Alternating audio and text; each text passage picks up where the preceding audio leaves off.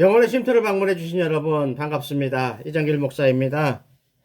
먼저 주에는요, 로마서 8장 31절로 39절 말씀을 중심으로 해서요, 하나님이 우리를 원하시면, 곧 하나님이 우리를 도우시면, 지켜주시면 이란 말 있죠. 우리의 죄를 사하시고 구원하시려고 자기 아들을 내어주시기까지, 십자가에 내어주시기까지 우리를 사랑하시던 그 하나님이 우리가 어떠한 경우를 당하더라도, 어떠한 일을 만나더라도 지켜주실 것이다, 도와주실 것이다. 따라서 그 말씀을 믿으면서 담대하게, 감히 어느 누가 우리를 대적하느냐, 내 뒤에 하나님이 이렇게 지켜주신다고 약속하고 계신데 그걸 믿고 있는 우리인데 누가 감히 우리를 대적하느냐 라고 하는 것까지 살펴보았습니다. 참 이제 완전한 봄이 되었습니다. 뭐 그렇게 많이 추워서요, 봄은 다시는 안 올 줄 알았는데 결국은 하나님이 약속하신 대로 봄은 오고 있습니다. 우리가 살펴보는 로마서도요, 참 힘들었어요. 어려웠어요. 답답하고 그랬지만 그래도 들어야 했고 귀한 거기 때문에 오늘까지 왔는데, 이제 9장부터는요 좀 쉬워요. 재미있어요. 은혜가 또 돼요. 마음의 부담이 좀 덜 돼요. 따라서 오늘 9장 본문을 세 번에 나눠서 말씀을 나눌 거거든요. 그래서 9장 본문 전체가 이 얘기하는 것을 잠깐 한두 줄로 이렇게 요약을 하고 나서 1절로 13절 말씀을 중심으로 구원받은 사람들, 구원받을 사람들, 하나님의 은혜를 입어서 구원을 받게 되는 사람들은 어떤 사람들인가 라는 말씀을 나누겠습니다. 로마서 8장까지를 보면요, 사도 바울이 칭의와 성화와 영화에 대해서 이야기를 했습니다. 다시 말해서 죄악으로 영원히 죽을 수밖에 없었던 우리를 예수를 믿는 그 믿음 하나 보시고 어렵지는 않죠. 아직도 죄악 덩어리에 또 죄를 짓고 있어요. 그럼에도 불구하고 의인으로 인정해 주신 칭의, 그리고 하나님의 말씀과 예수님의 사랑을 힘입어서요, 하나님의 백성으로 변화되어가는, 거룩해져가는 성화라는 것을 설명을 했고요. 그 이후에 우리가 하나님의 나라, 우리가 원하는 그 영원한 그 나라에 들어가기까지 베푸실 은혜를 살펴보았습니다. 로마서를 쭉 묵상하다 보면 이 떠오르는 생각이 있어요. 하나님과 전혀 관계없던 이방인에게 예수 그리스도를 알게 하고 복음을 증거하려고 열정적으로 자기의 목숨을 내놓고 하는 사도 바울의 말을 들어보면 유대인들이 어떤 생각을 했을까요? 이방인들이 저렇게 막 구원받으려고 하는 거 보면 유대인들이 왜 그렇게 빼딱하게 했는지 생각이 들어요. 유대인들은 정반대로 가려고 그러거든요. 결국은 걔들은 하나님의 선택받은 민족인데도 불구하고 이제 예수님 오신 이 신약 시대에 와서 죽음의 길로 스스로 가고 있어요. 그래서 저는 이 본문을 보면서 그 사람들이 무슨 생각으로 저렇게까지 외고수적으로 오직 저렇게까지 할까 좀 들어보고서 기다 아니다 할 수 있는데도 불구하고 무조건 그냥 반대하는 쪽으로, 우린 율법만 지키지도 못하는 율법만 붙들고 있을 거야 라면서 어떻게 이방인한테 구원을 준다 그러는 거야 그러면서 사도 바울을 죽이려고 그러고 때리고 반대하고 그러는지 그 속 생각을 해봤더니요, 옛날에 자기 조상들이 심판당했던 기억, 절대 지워지지 않은 뼛속에 아주 사무치는 새겨진 그 기억을 생각하는 것 같아요. 바벨론 심판 이야기죠. 그럼에도 불구하고 사도 바울은 유대인들한테 그런 거죠. 절대 하나님은 어떠한 경우라도 너희들을 두들겨 패는 하이더라도 버리지는 않는다, 포기하지 않는다 라고 말씀을 주는 거거든요. 그게 감사한 거죠. 그것을 유대인들한테 이야기하려고 이방인인 우리들한테는 예수님과 복음을 믿으면 너희들이 이전에 어떻든 간에 구원받는다라고 이야기하고, 유대인들에게는 너희들 절대 하나님이 포기하지 않으신다, 하나님 백성이 포기하지 않으신다, 언젠간 돌아오게 될 것이다 그러면서 내 말을 들어라 라고 지금 이야기하고 있습니다.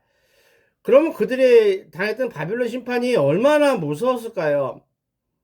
그러면 얼마나 큰 죄를 졌길래 70년 동안이나 그 많은 백성들이 거의 다 죽임당하고 절반 정도 나머지는 다 끌려가서 70년 동안 노예 생활을 했어야만 했을까요? 얼마나 많은 죄를 졌길래, 얼마나 많은 죄를. 전에도 이야기했죠. 이사야에서부터요, 이사야 선지자부터 바벨론을 끌려갈 에스겔 선지자 나올 때까지 약 한 150년 정도 되는 기간 동안에 수많은 선지자들이, 곧 선지서가 대선지서, 소선지서에서 17권이거든요. 그러면 유명한 선지자가 17명이거든요. 그 외에 많은, 기록되지 않은 많은 선지자들이 다 엎드려서 하나님에게 하나님의 말씀을, 경고의 말씀을 선포했고, 또 하나님에게 용서해달라고 그렇게 울부짖었음에도 불구하고 하나님은 기도 응답을 안 하셨다는 것이죠. 우리가 이걸 다시 한번 붙들어야 돼. 먼저 번에도 얘기했죠. 우리가 기도하면 하나님이 무조건 응답하신다는 이 착각에 빠지면 안 된다는 것이죠. 그 착각에 빠지니까 죄를 짓고 회개하면 될 것이 아니고 죄를 또 짓고 하나님께 멀리 간다는 것이죠. 하나님이요, 경고하신 것을 오래 기다리시지만요, 끝까지 하나님의 경고의 말씀을 무시하고 회개하지 않으면요, 하나님 몽둥이를 드셔요. 작정을 하셔요. 그 후에는 회개도 안 받으신다는 것이죠. 하나님이 끝까지 때리신다는 것이죠. 때려서라도 살려야 되니까 때리시는 거예요. 그게 70년 동안 갈 수밖에 없었던 거죠. 여러분들은 이사야같이 유명한 사람, 선지자가 기도하면 된다고 생각하시죠? 아니라는 역사적 사실을 우리가 알아야 할 것입니다.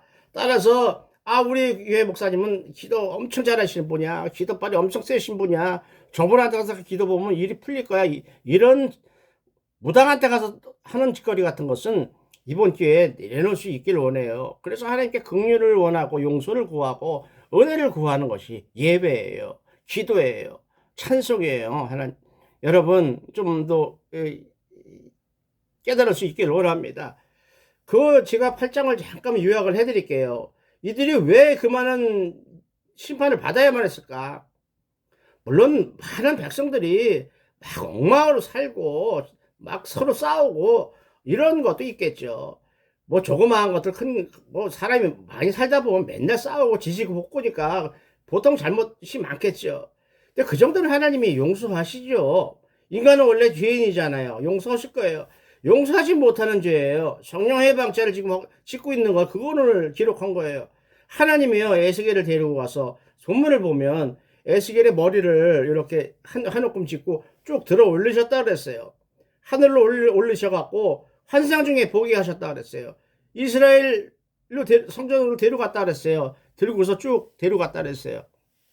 그리고 나서 성전 재단 북쪽에 질투의 우상이라는 놈이 자리 잡은 곳에 있다 그랬어요. 그리로 해서 이제 들어가는데, 그래서 하나님이 에스겔한테 저놈들이 하도 가정한 짓을 하기 때문에 내가 이 성소를 떠나겠다, 성전을 떠나버리겠다. 그러니까 에스겔이 이해가 안 되잖아요. 하나님이 당신의 집을 떠난다는 게 말이 됩니까? 그러니까 에스겔이 이해가 안 되니까 하나님이 뭐라 그러세요? 본문을 에스겔서 8장을 한번 읽어보세요. 읽어보시면서 들으시면 낫죠. 성소의 담장에 구멍이 조그맣게 뚫렸는데 그리로 보고 있으니까 하나님이 그 담을 부시고 확실히 좀 봐라. 그랬더니 그 벽에다가 그냥 더러운 곤충들 모양을 다 그렸어요. 우상이란 얘기죠, 우상. 또 가증한 짐승들 모양을 다 그렸어요. 그리고 이스라엘이 그 이방들한테 받았던 그 우상들 그림을 다 그려놓고 거기다 제사 지낸다는 거예요. 거기 엎드려서 제사 지내는 거예요. 꼭 무당집에 가서 앞날을 물어보고 점집에 가서 점치는, 또 이상한 데 가갖고 신비주의한테 가갖고 이상한 사건들한테 가서 예언 받을 댕기랑 똑같은 짓을 지금 하고 있는 거예요. 하나님이 찾아오셔서 하나님의 말씀하시는 것을 기다리지 않고 그렇게 자의적으로 하는 행동에 대해서 지금 에스겔서는 이렇게 이야기하고 있거든요. 더 기가 막힌 건요, 놀라지 마세요. 당시 이스라엘을 다스리는 사람이 있었어요. 최고의 그 종교 지도자들이죠. 국정 지도자들이죠. 사내들인 공예로 생각하셔도 돼요. 대제사장 한 명과 70인의 장로들 합이 71명이에요. 걔들이 전부 다요, 손에 향로를 들고 향불을 피워서 거기 서 있었다 그랬어요. 그게 뭘 의미해요? 향로를 들고 향불을 피면 성전에서 그거 합니까? 지금 우상하게 절하고 있다는 거예요. 낮에는 성전에서 거룩거룩한 척 가서 제사장 가운을 입고, 요즘 말하면 목사 가운을 입고 주여 주여 하면서요, 하나님의 말씀을 생명의 말씀이라고 낭독을 해가면서요, 찬양을 해가면서 말이죠. 그렇게 하다가 해가 지자마자 어디로 가요? 그 귀신들, 우상들이 들끓는 우상굴로 기어들어가갖고 지금 그 짓거리를 하고 있는 거예요. 하나님이 얼마나 화가 나셨을까요? 하나님이 얼마나 화가 나셨을까요? 잘못했다고 회개하고 있어도 될까 말까 하는 놈들이 그 짓거리를 하고 있으니. 더구나 성전 북정문에 가보니까요. 여인들이라고 성경은 기록했거든요. 에스겔서는. 아마 여인들은 일반 아낙네들이 아니라 그나마 지도자급 되는 여자들이었을 거예요. 맘모스라고 하는 우상을 위해서 애곡했다고 했어요. 거기서 위에서 애곡했다는 얘기는 제사 지냈다는 얘기죠. 거기 엎드려서 절을 했다는 얘기예요. 또 성전문하고 성전 제단 사이에 25명이라는 종교 지도자가 있었는데 동쪽문을 향해서 엎드려서 예배했다, 절했다. 태양신이요. 태양에게, 태양신이 뭐야? 그 당시에 애굽의 신이죠. 우상들이에요, 우상. 태양에게 엎드렸다. 하나님께 엎드려야 될 놈들이 하나님의 성전 안에서요. 그것도 바깥도 아니에요. 성전 안에서 동쪽을 향해서 태양신에게 절했다. 이 말씀을 들으면서 우리는 어떻게 생각하세요? 우리도 예배당 가서요, 교회 가서요, 아니면 집에서 가정에서 여러분 개인 기도 하실 때요, 분명히 하나님한테 예배한다고, 하나님께 기도한다고 하면서 하지요. 근데 잘 생각해야 된다는 얘기죠. 지금 70명 장로들이 왜 그랬을까요? 하나님보다 우상이 더 끝발이 있을 것이다, 힘이 있을 것이다, 능력이 있을 것이다 라고 착각을 하니까 하는 거거든요. 우리도요, 지금 많은 교회들이 돈의 노예가 된 교회들, 목사들, 또 그걸 추종하는 우리들, 그게 뭐죠? 돈의 노예가 됐다는 말은 돈의 신 만몬신을 섬기고 있다는 거거든요. 예수 그리스도가 아니라 만몬신에게 예배하는 거, 만몬신에게 엎드리고 만몬신에게 찬양 드린다는 거거든요. 조심해야 되죠. 그러면서 드렸던 기도가 응답이 안 된다고 쫑얼쫑얼대면 그거 되겠어요? 절대 기도 응답이 될 수 없지요. 하나님이 오늘 에스겔서 8장이 그래요. 에스겔아 봤지? 내가 절대 화가 나서 쟤들을 불쌍하게 여기지 않겠다. 따라서 긍휼을 베풀지 않겠다. 쟤들이 엄청 무서운 일을 당해서 죽임 일보 직전까지 가서 살려달라고 막 울부짖어도 내가 귀 막고 듣지 않겠다라고 말씀을 하셔요.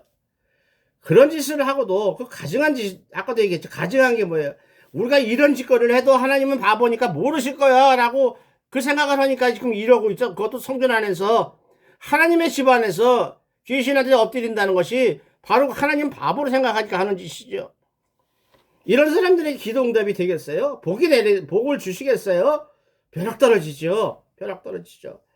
근데 그 중에도 감사한 게 여러분 같이요, 기도하시는 분들이에요. 참 눈물 뿌려서 그들을 위해서 불쌍히 여겨주세요라고 기도하시는 분들.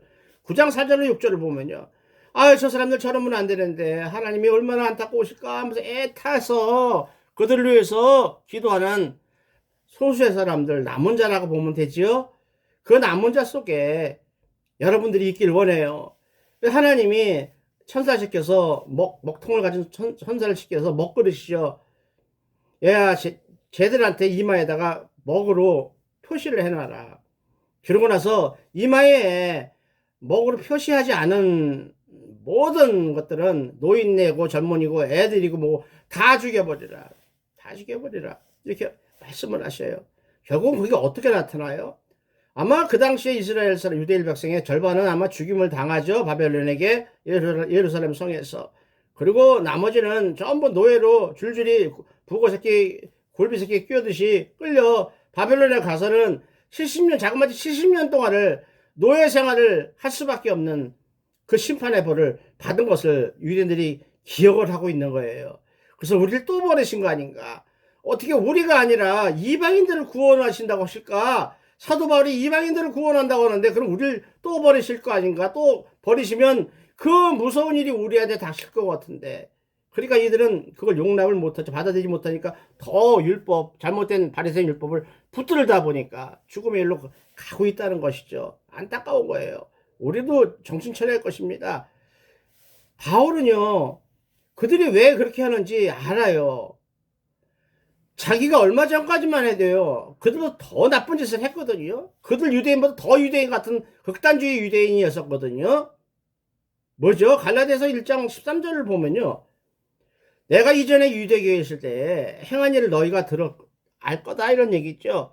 하나님과 교회를 심히 박해하고 아주 멸하려고 뚫게 패고 죽이러 댕겨서 내 동족 중에 여러 나이 먹은 오래 믿었다고 하는 사람보다 더 유대교를 내가 지나치게 믿어서 내 조상들의 전통에 바리새인의 전통이라는 거죠.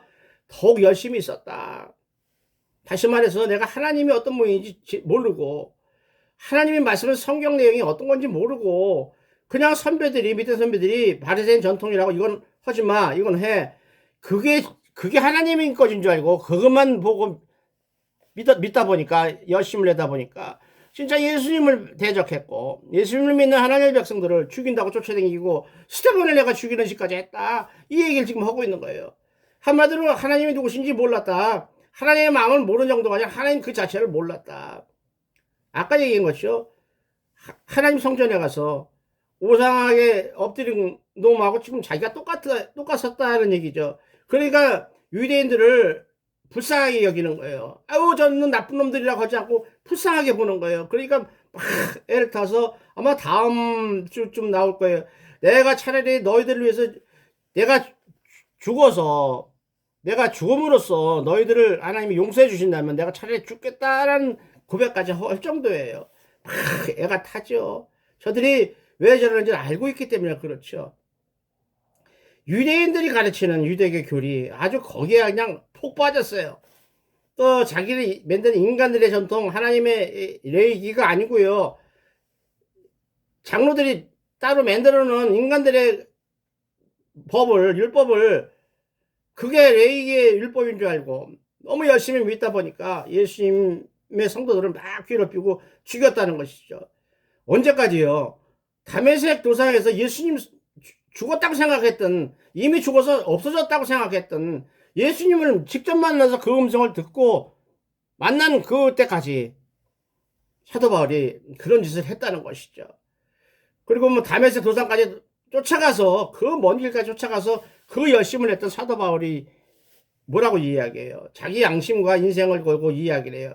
내가 너희에게 막 애타게 안타깝게 이야기하는 것이 진짜야. 거짓말이 아니야. 내 양심을 걸어. 하나님이 아시오. 만일 누구든지 너희가 받은 복음에 다른 복음을 믿으면 저주를 받을 거라고 이야기하면서 이제 내가 사람들에게 좋게 하랴. 하나님에게 좋게 하랴. 라고 하는 그 마음으로 예수님과 복음을 그들에게 전하는 거예요. 지금 내가 이 세상 무엇을 바라보고 있겠는가 이 사람들아. 우리 회개하고 구원의 하나님의 나라로 가야 돼. 그 얘기를 하는 것이죠. 그러면서 아까 조금 전에 이야기해서 자기가 말하고 있는 자기 본심, 내가 그리스도 안에서 참말을 하고 내가 전하는 예수님 안에서 참말이다, 진짜다, 거짓말이 아니다 라고 하면서 내 양심이 하나님 주신 법이잖아요. 양심이 성령 안에서 나와 더불어서 증언한다 라고 고백을 하면서 시작하는 것이 오늘 본문입니다. 그러므로 로마서 9장에서 가장 핵심적인 구절을 한번 뽑아라면요. 구원에 대해서요. 그런데 구원이 너희가 구원을 원한다고 하는 게 되는 게 아니야. 다른 박씨에 막 먼저 쫓아가서 선착순으로 되는 게 아니야. 오직 너희를 죄인임에도 불구하고 긍휼히 여기시는 하나님으로 말미암아 구원은 이루어지는 거야. 제가 이 말씀 준비하면서 또 좀 별도의 이야기 같지만 그런 생각을 한 거예요. 이 본문을 하면서. 아니 하나님이 계신 집을 찾아갈 그 길을 안다고 해서 천국에 들어가는 거 아니잖아요. 그리고 막 쫓아 들어가서 막 대문 두들긴다고 해서 천국에 들어가는 거 아니잖아요. 그럼 누가 들어가요? 하나님이 부르신 자만 들어가요. 왜죠? 하나님의 집이기 때문에 그래요. 다른 이유가 없어요. 아무리 우리가 잘나도 소용없어요. 하나님 마음에 들어야 돼요. 하나님의 집이기 때문에 그래요. 여러분 세상에 아무리 잘난 여자나 남자가 온다고 해서 여러분 집 열어주고 들어와서 자기 하지 않지 않습니까? 여러분의 가족, 여러분의 자녀만 받아들이는 것처럼 참 그 마음을 주셨어요. 그래 우리 같은 사람을 은혜 베푸셔서요. 하나님에 들어가게 하셨으니 얼마나 감사한지 이런 마음을 주셨어요. 참 감사합니다. 따라서 오늘 우리 구원받을 사람들에 대해서 세 번에 걸쳐서 살펴볼 건데요. 다음 주에는 진흙덩어리하고 토기장의 비유로 살펴봅니다. 그리고 그 다음 주는 디딤돌과 걸림돌이라는 이야기로 또 살펴보려고 합니다. 오늘 읽어볼 또 전체 본문에 주시는 메시지는요. 하나님의 절대 주권을 말씀하셔요. 그러니까 조금 전에 이야기했죠. 하나님의 집에 들어가는 것에 대해서 딴소리 할 거 없다. 하나님이 원하시는 대로 하나님 마음대로 되는 것이다. 그걸 하나님을 제대로 예배해야 되는 것이다. 하나님께 제대로 엎드려야 되는 것이다. 딴짓 하면 안 된다. 하나님이 싫어하는 짓 하면 안 된다. 라는 이야기예요. 성경을 보면요. 많은 사람을 통해서 일하지 않으셔요. 하나님은. 소수 몇 명을 통해서 일하셔요. 곧 남은 자 사상의 그거죠. 여러분 같은 몇 명을 통해서 하나님은 이루신다는 것이죠. 교회 숫자가 많은 게 중요한 게 아니다는 것이죠. 진정한 하나님의 사람, 진정한 예수의 사람, 진정 구원받은 하나님의 일꾼이 몇 명인가가 중요하다는 것을 우리가 오늘 깨달았으면 좋겠습니다. 따라서 이 절대주권을 볼 때 하나님 우리 구속사, 절대주권이 가장 많이 쓰는 게 우리 구속사거든요. 우리 모든 인간을 구원하고자. 선악과 사건처럼요.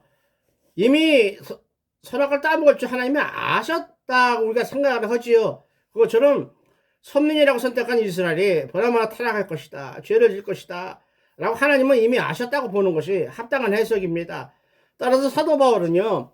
오늘 하나님의 절대주권을 선포하면서 하나님의 행하시는 일에 불만을 가지고 있는 유대인들에 대해서 야 어리석은 짓 하지 마. 왜 내가 어리석다고 이야기하는 줄 알아? 라고 하면서 설명을 하는 거예요. 당시 유대인들이 갖고 있는 불만이요. 빼땅한 게 두 가지 이유 때문에 그렇다고 볼 수가 있어요. 하나님의 뜻대로 하나님의 구원이 이루어지는 거라면 사도 바울 네 말대로 옛날에 율법이고 뭐 다 필요 없고 선택받은 거 다 필요 없고 하나님의 구원은 하나님 법대로 예수를 믿는 사람만 구원한다면 이방인도 구원한다면 우리를 선민이라고 미리 선택할 필요가 없었잖아. 이 얘기하는 거예요. 다시 말하면 억울하다는 얘기죠. 우리는 하나님 선택받은 민족이라고 자랑하면서 살아왔는데 그거 다 아무 소용없는 거 아니라 구원하고 관계없는 거라며. 그럼 뭐야. 이게 하나의 불만이에요. 또 하나는요. 이제 삐진 거예요. 그래 하나님이 선택하셨으니까 우리 선민을 선택하셨으니까 우리가 죄를 짓든지 말든지 우리 책임이 아니잖아. 그건 하나님 책임이지. 이렇게 억지 주장을 피고 있는 거예요 지금. 거기에 대해서 이야기하는 거예요. 어떻게 보면 맞는 것 같기도 해요. 우리 생각에 인간의 생각으로 보면 그러나 큰 하나님이 하시고자 하는 큰 데서 보면 억지 주장이라는 것이죠. 억지 주장. 그래서 하나님이 얘기하시는 절대 주권하고 인간의 자유의지 두 가지를 이야기를 해야만이 이게 풀리는 이야기거든요. 인간에게 베푸신 자유의지라는 것은요. 너희들 마음대로 지고 먹든지 마음대로 방정 떨든지 말든지 죄지면서 살아가. 이게 아니잖아요. 너희들 마음대로 살아. 그것이 내가 원하는 거, 내가 너에게 준 가이드라인 있잖아. 말씀, 그 율법, 최소한의 하나님의 백성, 또 최소한의 구원받을 백성은 너희들 다 지키지는 못할지언정 이 기준에 맞춰서 살려고 노력을 해야 돼. 라고 주는 그 범위 내에서 자유롭게 살아라. 그 대신 너희 멋대로 죄를 짓거나 하게 되면 그 책임은 너희가 져야 한다. 라는 것이 자유의지거든요. 자유 그러면 내 마음대로 살 거야 이런 게 아니에요. 하나님 모든 걸 다 허용하시되 너희 진 행동에 대해서는 너가 책임져. 그래서 조심해야 돼. 경건해야 돼. 이 말씀으로 우리가 받아들이면 돼요. 그러면서 그 자유의지를 설명하는 대표적인 사건이 선악과 사건이죠. 따라서 하나님은 인간이 선악과를 따먹을 줄 뻔히 알면서 보통 사람들이 이러는 거예요. 아니 하나님이 하와가 걔가 따먹을 줄 알았으면 선악과를 왜 만드셔요? 그럼 먹지 않도록 막으셔야죠. 왜 그냥 가만히 계셨어요? 이렇게 덤벼요. 여러분 우스갯소리라면 그 말이 돼요. 그러니까 자유의지를 설명하는 거예요. 네 멋대로 해. 자유의지를 설명했잖아요. 그리고 자유의지를 주셨어요. 그렇지 않으면 로봇이잖아요. 그 인간이라는 게 하나님의 대리인이란 하나님의 형상을 닮았다는 창조라는 의미가 없어져 버리잖아요. 무조건 하나님이 메모리 한 것처럼 로봇에 딱 기억시킨 거면 로봇가 딱 움직이고 딱 많은 것처럼 하는 게 아니잖아요. 자유의지는 인간 마음대로 하게끔 하신 거예요. 따라서 그렇게 잘못 생각한 것 때문에 우리 인간은 원죄를 물려받아서 지금 두고두고 땅을 치고 후회하고 있는 거죠. 또 하나는요, 인간들의 역사, 또 성경 역사에도 엄청난 일이에요. 아마 전무후무한 일일 거예요. 애굽에서 출애굽하기 직전에 일어났던 10가지 10대 재앙이요. 신학자들은 이걸 갖고 신들의 싸움이라고 이야기할 정도예요. 하나님과 애굽의 많은 신들, 우상들하고의 싸움이다라고 이야기할 정도로 어마어마한 사건이라는 것이죠. 역사적으로도 그렇고 성경적으로도 그렇고 우리 영적으로도 엄청난 사건이라는 것이죠. 어떤 사건이에요? 지금 미국보다 더할 거예요. 당시 온 세상이라고 생각했던 지중해를 끼고 있는 그 쭉 도는 그것이 세계 전체라고 생각했던 그 당시에 그 전체를 좌지우지하고 지배했던 애굽이라는 나라가 초강대국이 그 초강대국이 섬기는 우상들을 하나님이 하나하나 다 깨버리시는 그런 사건이었거든요. 더구나 마지막 10대 재앙의 마지막이 뭐예요? 짐승 새끼는 물론이고 사람의 큰아들 장자라는 모두 다 죽여버리는 그 재앙을 맞을 때까지 애굽의 바로에게 회개할 기회를 안 주셔요. 오히려 더 완악하게 하셨다고 그랬어요. 더 말을 안 듣도록 강팍하게 하셨다고 성경을 기록해요. 그래서 그 재앙을 당해서 다 죽임을 당하도록 심판당하도록 하나님이 이렇게 하셨다고 기록하고 있어요. 근데 그것을 우리가 잘못 해석해 갖고요. 아니 그러면 바로가 잘못한 게 아니네. 하나님이 바로의 마음을 강팍하게 하셨다며. 못되게 말 안 듣게 하셨다며. 뺀질거리게 하셨다며. 그러니까 그건 바로가 잘못한 게 아니라 그럼 하나님이 잘못한 거네. 이렇게 생각하면 안 된다는 것이죠. 성경을 읽으면서요. 깊숙이 들어가 이렇게 착각하거나 오해하면 안 된다는 것이죠. 그러니까 우리가 분명히 깨달아야 할 것은 뭐예요? 하나님이 그 이전에 아론과 모세를 보내서 경고하신 말씀. 내 백성을 보내라. 내 백성을 놓아줘라. 라고 경고하셨던 말씀을 그들이 귀로 흘려듣고 전혀 순종하지 않고 기억에서 없애버렸다는 것이죠. 그러니까 거기서 시작하는 거예요. 여러분 성경 말씀, 하나님의 말씀, 약속의 말씀을 들었지요. 읽으셨지요. 알고 계시죠. 그럼에도 불구하고 안 들은 것처럼 기억이 없는 것처럼 행동하시면 지금 애굽의 바로처럼 그런 무서운 일을 당한다는 것으로 우리가 깨달았으면 좋겠습니다. 더구나 10대 재앙이 시작하면 한꺼번에 왕창 온 게 아니잖아요. 첫 번째 재앙, 두 번째 재앙, 세 번째 재앙 이렇게 계속해서 10가지 재앙을 가는데 그 중간이라도 하나님이 우리가 믿는 우상이 신이 아니라 하나님만이 이 세상을 만드신 창조주 하나님이었구나 라고 깨닫고 엎드렸으면 회개했으면 끝날 텐데 끝까지 그들은 자기네 우상에 엎드렸고 하나님을 부정했다. 끝까지. 이것을 먼저 쭉 이야기했잖아요. 예정론이요.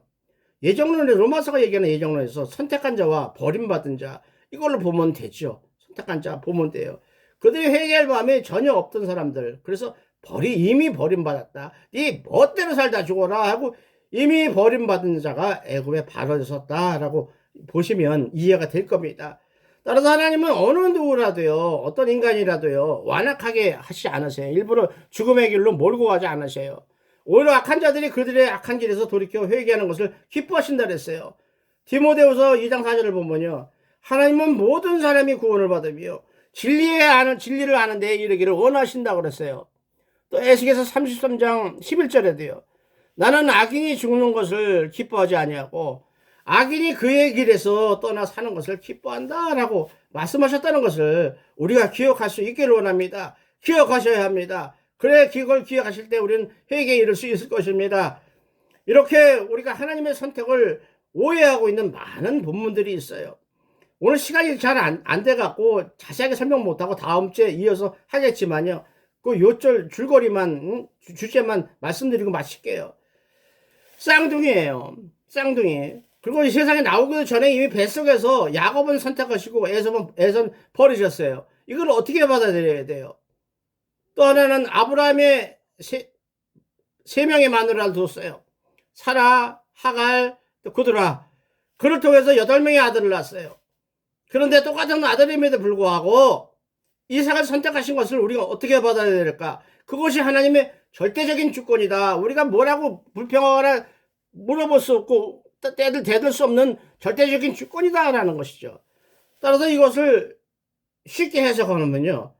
우리가 혈통이나 육신을 통해서 낳은 자녀가 하나님의 자녀가 아니고요. 하나님이 영적으로 구원해 주기로 약속하셨던 예수 그리스도를 믿는 여러분 같은 하늘 백성들, 성도님들만 하나님의 자녀로 만세 전에 택정하셨다 라고 선포하는 것이 오늘 본문의 결론이에요. 따라서 이 이야기는요, 누구는 선택하고 누구는 왜 버려, 이거에 대해서 다음 주에 한 번 더 자세하게 제가 준비한 걸 다 말씀을 못 드리네요, 오늘. 그러니까 다음 주에 또 말씀을 드리는 걸로 하고요. 따라서 어떤 일이 여러분들에게 생기더라도요, 생각지 않은 일이 생기더라도요, 일이 잘 나가다 일이 왜 꼬이더라도요, 왜 이럴까? 왜 하나님은 복 주신다는 하나님이 왜 이렇게 힘들게 하실까? 라고 불평하기에 앞섰어요. 무슨 일이 있으시겠지. 아니면 내가 하나님하고 관계가 뭐가 잘못된 게 있지 않을까? 한 번 더 찾아보는, 체크해보는, 또 그래서 그러한 하나님께 엎드릴 수 있는, 하나님을 경외하는 믿음의 자세를 가지고 하나님의 예배하셨던, 또 주시려고 이미 준비해놓고 기다리시는 그 모든 복을 자손만대까지 받아 누리시는 복된 하늘 백성들이 다 되시기를 우리 주 예수 그리스도 이름으로 축원을 드립니다. 아멘입니다. 감사합니다. 다음 주에 뵙겠습니다. 감사합니다.